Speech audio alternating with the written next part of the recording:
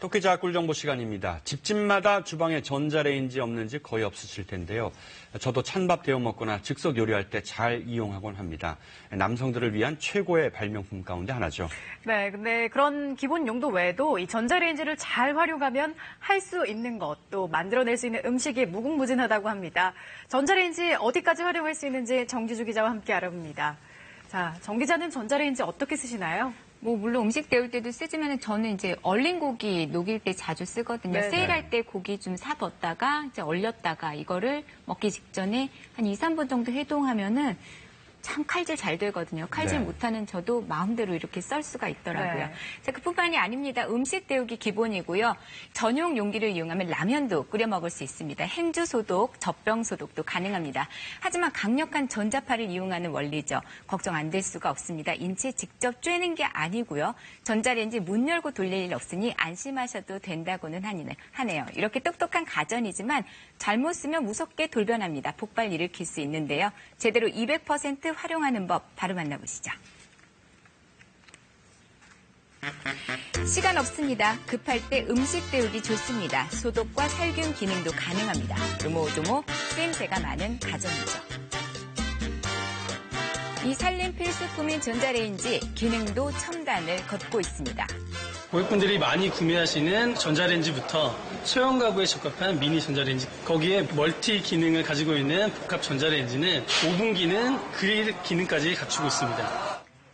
1945년 레이더 제작사에서 일하던 스펜서라는 사람이 마이크로파 발진 장치 앞에 있다 주머니 속 초콜릿이 녹았다는데 이게 전자레인지 발명으로 이어졌습니다. 전자레인지 내에는 마이크로파가 발생하게 되는데요. 이것은 물 분자를 회전시키게 됩니다. 이때 발생한 운동 에너지로 인해서 음식물을 데우는 원리입니다. 전자레인지 알고 쓰면 더 요긴하게 쓸 수 있습니다. 결혼 6년 차 차지선 주부는 알차게 이 가전을 쓰고 있는데요. 먼저 마늘입니다. 껍질 까는 거 정말 고역이죠. 전자레인지로 해방될 수 있습니다.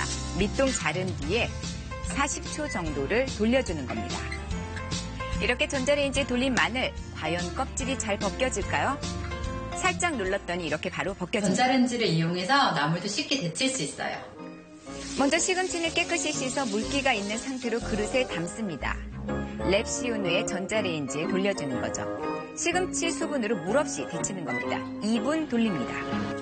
이렇게 했더니 시금치가 훌륭하게 데쳐졌습니다. 이제부터 물에 데친 시금치 조리법과 같습니다. 찬물에 헹궈 물기 짠 뒤 양념 넣고 무치는 거죠. 이렇게 해서 쉽게 시금치 무침이 됐습니다. 콩나물, 이거 잘못 데치면 비린내 납니다. 이때 전자레인지를 쓰는 거죠. 이번에는 랩 씌우지 않고 2분을 돌리는데요. 이유가 있습니다. 콩나물은 랩을 씌우면 자칫 비린내가 날 수 있어요. 그렇게 콩나물의 식감도 살리고 잡내도 잡았습니다. 깨와 소금, 참기름 넣고 조물조물 버무리면 콩나물 무침도 완성입니다. 자, 물에 데쳤다 해도 믿을 수 있겠죠? 전자레인지로 음식 어디까지 만들 수가 있을까요? 오늘은 전자레인지를 가지고 푸짐한 한상을 같이 한번 차려볼게요.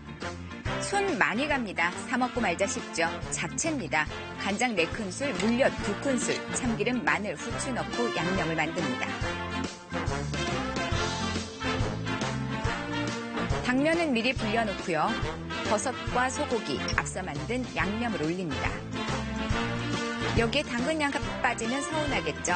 고루 익을 수 있도록 랩으로 덮은 뒤 5분 동안 돌려줍니다.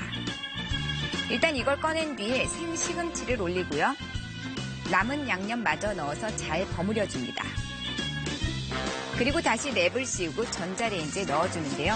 더도 말고 1분만 더 돌려주면 이렇게 맛깔난 잡채가 완성이 되는 겁니다.